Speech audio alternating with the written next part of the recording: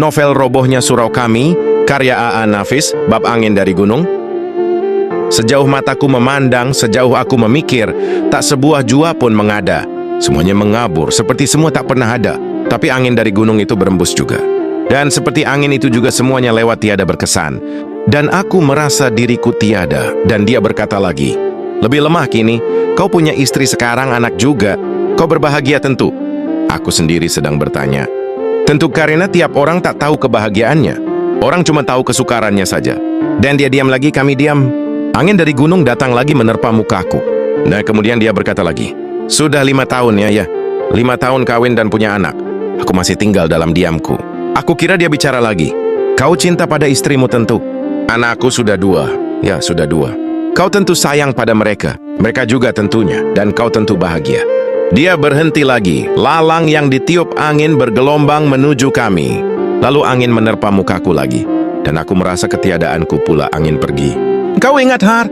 "Apa?" kutanya dia dengan gaya suaranya. 9 tahun yang lalu." "Ya, aku masih ingat. Tapi itu sudah lama lampaunya." "Ya, sudah lama. Aku tak pernah mau mengingatnya. Tapi kini aku ingat lagi." Dia diam lagi dan memandang jauh ke arah gunung itu. "Ketika itu seperti macam sekarang. Kita duduk seperti ini juga. Tapi tempatnya bukan di sini. Aku masih ingat. Sekali kau menggenggam jariku erat sekali. Aku biarkan dia tergenggam. Dan dalam tekanan genggamanmu, aku tahu kau mau bicara. Dan aku menunggunya, tapi kau tak berkata apa-apa. Masa itu, masa kanak-kanak kita, kataku. Tapi cepat kemudian aku jadi menyesal telah mengatakannya. "Ya," katanya dengan suara tak acuh, "jari-jariku itu sudah tak ada lagi kini. Kedua tanganku ini, kau lihat, buntung karena perang. Dan aku tak lagi dapat merasa bahagia seperti dulu. Biar kau menggenggamnya kembali." Mulanya aku suka menangis. Menangisi segala yang sudah hilang. Tapi kini aku tak menangis lagi. Tak ada gunanya menangisi masa lampau. Buat apa? Aku jadi sentimental. Dan hatiku berteriak. Meneriakkan 1000 kenangan yang datang mengharu biru. Ku coba membuang segala kesenduan. Tapi aku menjadi tambah tenggelam olehnya. Dan angin meniup lebih syahdu terasa. Serasa ada nyanyian iba besertanya. "Tak ada gunanya," katanya lama kemudian. Dan aku menunggu dia bicara lagi. Tapi itu saja yang dikatakannya. Tak diteruskannya. Kedua tangannya yang buntung itu diacungkannya ke depan, disilangkan, lalu digesek-gesekannya. Melihat itu aku mau terseduh. Terseduh seperti ketika pusara ibu mau ditimbuni. Kau punya anak, punya istri. Dari itu kau punya pegangan hidup, punya tujuan minimal. Tapi yang terpenting kau punya tangan. Hingga kau dapat mencapai apa saja yang kau maui. Sebagai suami, sebagai ayah, sebagai laki-laki, sebagai manusia juga, seperti yang kita omongkan dulu, kau dapat mencapai sesuatu yang kau inginkan. Alangkah indahnya hidup ini kalau kita mampu berbuat apa yang kita inginkan. Tapi kini aku tentu saja tak dapat berbuat apa yang kuinginkan. Masa mudaku habis sudah ditelan kebuntungan ini. Dan tangan itu diturunkannya lagi. Dia memandang lebih jauh melampaui balik gunung dari mana angin meniup.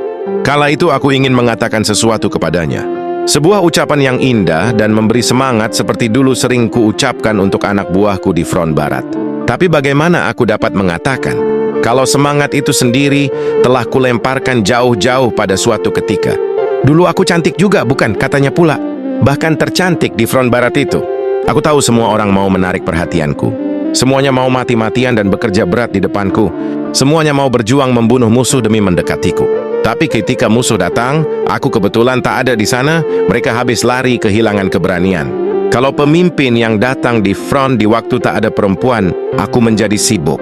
Aku diminta mengatur tempat tidur mereka. Dan ketika mereka mau pergi, dicarinya aku dulu, dijabatnya tanganku erat-erat. Dan diucapkannya kata-kata yang indah berisi keharuan. Kami atas nama pemerintah dan seluruh pemimpin perjuangan revolusi kemerdekaan mengucapkan terima kasih kepada saudari. Kami sangat merasa bangga dengan adanya patriot wanita seperti saudari, yang selamanya menyediakan waktu untuk memberi semangat kepada prajurit kita. Kami juga yakin kalau saudari tak di sini, tentu front ini sudah lama diduduki musuh. Begitulah. Kalau ada orang sakit, aku juga yang merawatnya. Dan di waktu malam-malam yang damai, mereka minta hiburan. Aku bernyanyi, mereka memetik gitar, dan mereka dapat melupakan segala hal-hal yang menekan. Dan waktu itu aku sering merasa jumlah tanganku yang masih kurang. Aku mau tanganku lebih banyak lagi. Kalau boleh sebanyak jari ini. Tapi sekali pernah juga aku berpikir-pikir bahwa hidup seperti itu tidaklah akan selamanya berlangsung. Suatu masa kelak akan berakhir juga. Dan kalau perang sudah selesai, aku ingin bersekolah lagi. Sekolah apa? Aku tak tahu. Yang aku tahu cuma, tambah banyak ilmu, tambah banyak yang dapat diperbuat. Ya itulah semua. Satu demi satu ucapannya bercekawan dalam hatiku. Dan kini kumandangnya lebih menyayat terasa, lebih menusuk. Aku jadi tak berani mengangkat kepalaku. Makin lama kian terkulai keseluruhan adaku di dekatnya. Matahari ketika itu sangat cerahnya. Bayangan pohon manggis bertelau-telau pada rumput hijau. Dan di kiriku dia duduk mengunjurkan kakinya. Kaki itu kaki yang dulu juga. Kaki yang pernah menggodaku. Sekarang kaki itu terhampar begitu saja.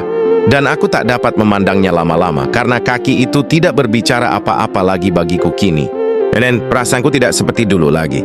Justru itulah yang menyebabkan aku merasa dipilukan perasaanku sendiri. Hendak kuelus hatinya, hendak kuceritakan sejarah hidup Helen Keller. Bahkan hendak kukatakan juga bahwa aku mau memeliharanya. Memelihara dia tidak. Dan aku sudah punya 2 anak, Agus dan Hafni. Ketika aku sadar jalan itu buntu, aku menyesali diriku sendiri. Juga menyesali segala yang sudah terjadi. Dan aku tak bisa berdoa untuknya.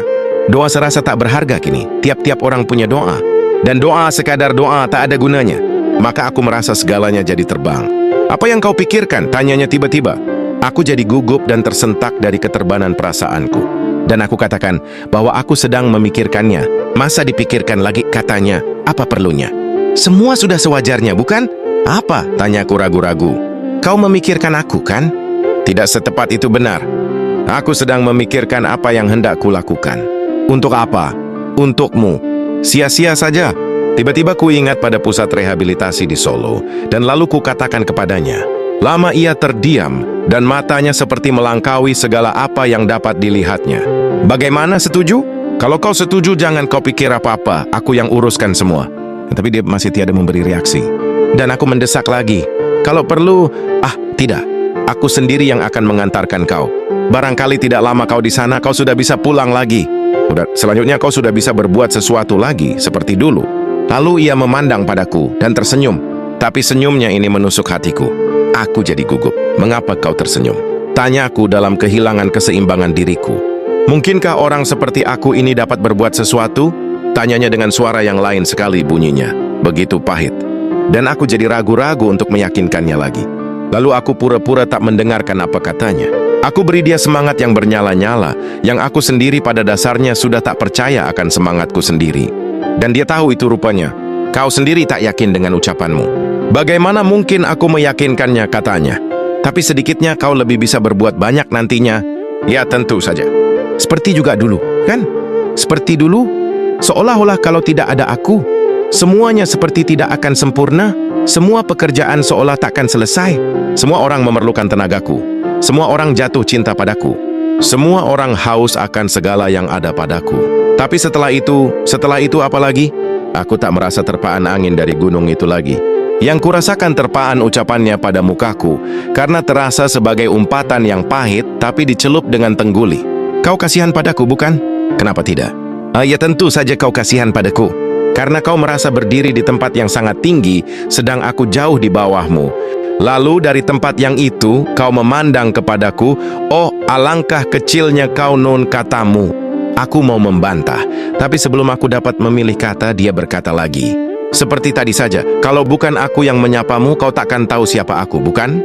Sedang mata pertamamu melihat aku tadi, kau seolah melihat alangkah cepatnya segalanya berubah.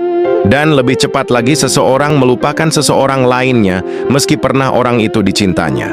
Aku ingin memandangnya tepat, hendak mencoba menyatakan bahwa segalanya mempunyai alasan-alasan tertentu. Ingin aku menentang matanya, hendak meyakinkannya. Seperti pernah kulakukan dulu kepadanya. Meski bagaimana aku tahu kau baik, katanya lagi. Ninun, uni nuun. Tiba-tiba seorang gadis kecil memanggil-manggil. Dan panggilan yang tiba-tiba itu mencairkan impitan yang memberat antara kami. Kemana Uninun melalar saja? Tidak tahu di buntung awak. Gadis kecil berkata lagi sambil memandang padaku dengan curiga dan kebencian. Aku jadi kaget kalau gadis kecil semanis ini bisa bertingkah begitu terhadap Nun. Inikah lingkungan hidup Nun, pikirku. Di mana sedari kecil anak-anak telah memandang Nun sebagai manusia tak berguna, manusia yang sial. Kupandang wajah Nun yang berubah-ubah. Tapi cepat-cepat disembunyikannya wajahnya itu dari pandanganku. Nenek memanggil, cepatlah. Gadis itu memamer lagi, tolong tegakkan aku. Aku mau ke nenek. Nun berkata padaku dengan suara dalam lehernya. Dan kutolong dia berdiri. Tapi waktu itu aku jadi sentimental lagi, melebihi tadi. Nenek sudah tua benar. Sudah lupa segalanya selain aku. Dan kalau aku tak di dekatnya, nenek merasa kehilangan nyawa, katanya pula, dan lalu pergi meninggalkan aku yang tercenung. Ketika ia mau membelok ke arah jalan raya, dia membalikkan badannya lagi ke arahku dan berkata pula, "Nenek tak bisa berpisah denganku. Antara kami berdua ada perpaduan nasib. Dan nenek ingin hidup lebih lama karena dia tak hendak membiarkan aku hidup sendirian." Dia melangkah lagi. Tapi besementar Kauten sedia memaling lagi dan berkata, "Tapi kalau nenek sudah tak ada lagi, aku juga tidak memerlukan apa-apa pula." Lalu dia melangkah. Tapi sebelum dia hilang di balik belukar yang bergoyang ria ditiup angin dari gunung itu, kukatakan kepadanya, "Besok aku datang lagi ke sini, Nun." Tapi dia tidak menoleh lagi. Hilang di balik belukar itu. Dan belukar itu bertambah ria menari ditiup angin dari gunung. Angin dari gunung yang meniup, belukar hingga bergoyang dan menari ria itu. Angin itu juga yang meniup aku, meniup Nun, dan meniup gadis kecil itu.